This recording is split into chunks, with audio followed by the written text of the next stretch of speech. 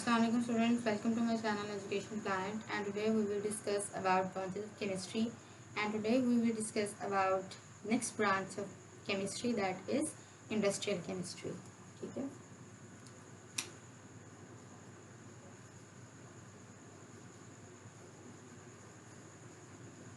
industrial chemistry as the name indicates. ठीक है, industrial chemistry नाम से पता चल रहा है, इंडस्ट्री का मतलब होता है सन्नत. ठीक है, तो केमिस्ट्री का मतलब होता है केमिकल रिएक्शन, यानी कि जो इंडस्ट्रीज है ना हमारी, जो जितनी भी सन्नतें हैं, ठीक है, जैसे वर्ड टेक्सटाइल है, ठीक है, टेक्सटाइल है, या फिर आपके पास जो है वो कोई और सन्नत है, ठीक है, जैसे कि ग्लास इंडस्ट्री है, सीमेंट इंडस्ट्री है, ठीक है, डिफरेंट जो चीज़ें आप लोग डेली लाइफ में इस्तेमाल करते हो ना, क्या उनकी इंडस्ट्रीज हैं. तो वो जो सारी इंडस्ट्रीज है, जैसे कि ये है सारी की सारी, तो वो होती हैं इंडस्ट्रीज. ठीक है, और जो केमिस्ट्री होती है, यानी कि उसमें जो हम केमिकल्स की स्टडी करते हैं, ठीक है, वो होती है इंडस्ट्रियल केमिस्ट्री के अंदर. ठीक है, this is an also an branch of chemistry. जैसे कि हमने फिजिकल को देखा, ऑर्गेनिक को देखा, इनऑर्गेनिक को देखा, same as the case this is the industrial chemistry. Okay, ठीक है. तो अब हम, अगर आपको पूछा जाता है डिफाइन इंडस्ट्रियल केमिस्ट्री, तो डिफाइन में आप लोग इस तरह से करोगे, this is the branch of chemistry that deals with the manufacturing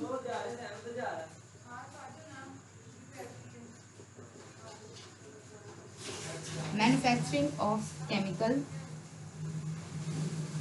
compounds या products on commercial scale. ठीक है, तो इंडस्ट्रियल केमिस्ट्री का मतलब क्या है कि this is the branch of chemistry जिसमें हम लोग स्टडी करते हैं केमिकल कंपाउंड्स की मैन्युफैक्चरिंग, यानी कि वो किस तरह से बनते हैं, यानी कि किस तरह से उनको जो है वो बनाया जाता है. ठीक है, तो सारा का सारा कमर्शियल स्केल पे, यानी कि तिजारती पैमाने पे.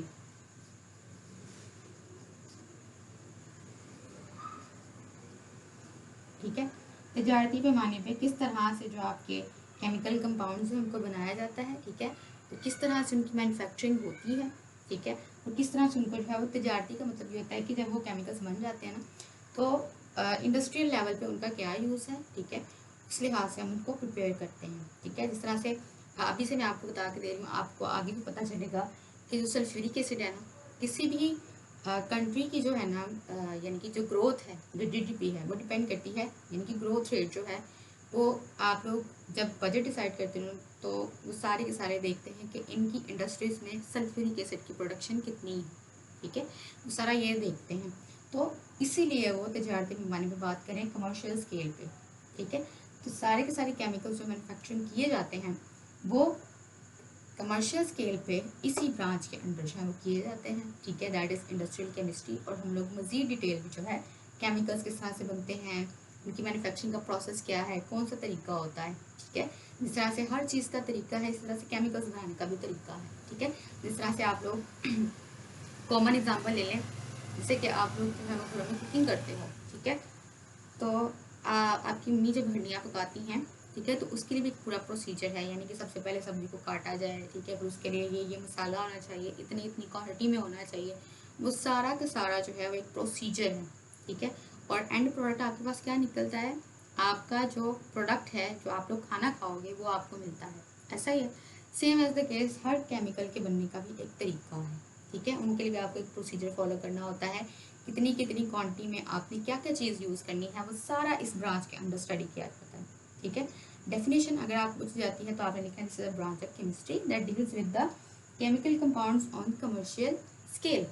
ठीक है, ओके, तो ये हो गया हमारी डेफिनेशन. अब इसका स्कोप क्या है. ठीक है, थोड़ा सा मैंने आपको, अभी मैं इंट्रोड्यूस करवा रही थी तो मैंने थोड़ा सा बताया भी इसका स्कोप क्या है, कि डिफरेंट केमिकल्स जो हैं वो डिफरेंट आपकी रोज़मर्रा ज़िंदगी में, डेली लाइफ में यूज़ होते हैं. ठीक है, तो उनकी मैन्युफैक्चरिंग के बारे में तो पता होना चाहिए ना आपको.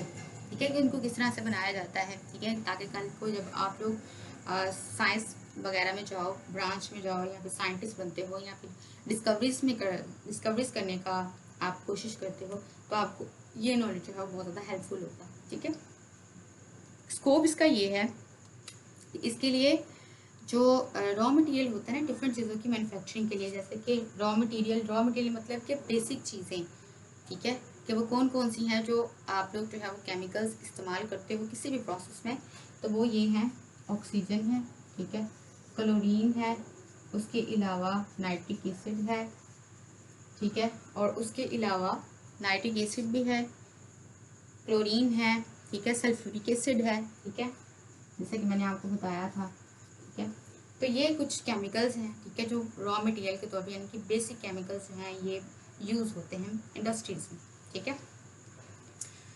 तो ये इसका स्कोप है। और इसके अलावा ये जो इंडस्ट्रीज़ है ना, फिर इन इंडस्ट्री से हमें क्या फ़ायदा है, हम जो है वो ये सारी की सारी जो टेक्सटाइल इंडस्ट्री जो हम लोग कपड़े पहनते हैं, ठीक है, उसमें आपको वैरायटी मिलती है इसी ब्रांच के अंडर, ठीक है, मज़ीद डिस्कवरीज होके। ग्लास इंडस्ट्री है, ग्लास के आपको ग्लास जो है वो शीशे का भी मिल जाते हैं, मिरर के भी मिल जाते हैं, प्लास्टिक के भी होते हैं, स्टील के भी होते हैं, वो सारी डिफरेंट मैन्युफैक्चरिंग इस इंडस्ट्रियल केमिस्ट्री ब्रांच के अंदर होती है।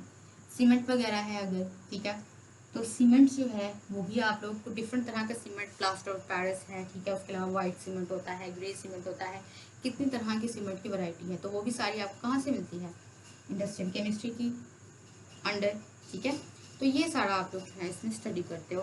तो इसका ये जो है आपके पास स्कोप है कि टेक्सटाइल इंडस्ट्री में, एग्रीकल्चर प्रोडक्ट्स में, पेंट्स में, पेपर में, ठीक है, सारा कुछ जो है वो इसी का नॉलेज है इंडस्ट्रियल केमिस्ट्री का। आगे जाके अगर आप केमिस्ट्री ऑप्ट करते हो तो आपको जो है वो इसका बेनिफिट्स भी पता चलेंगे, आप इसकी मज़ीद डिटेल भी देखोगे, इवन कि हर केमिकल की मैन्युफैक्चरिंग के बारे में भी आपको पता चलेगा, ठीक है।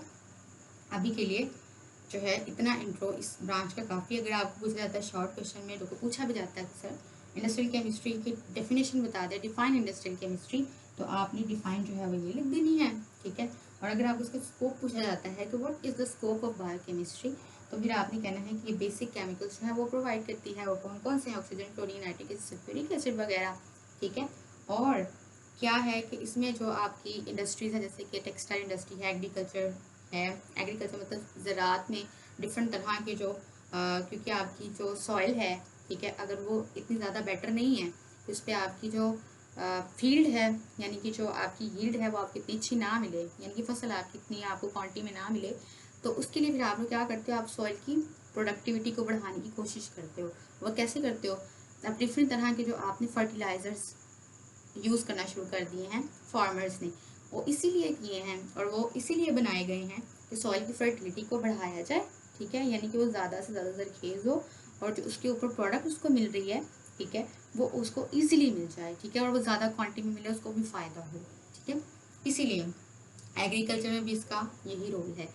उसके अलावा फिर आपको मैंने डिफरेंट इंडस्ट्रीज में भी बता दिया कि इसका क्या स्कोप है, तो आप स्कोप में ईजिली लिख सकते हो, ठीक है। Thank you for watching.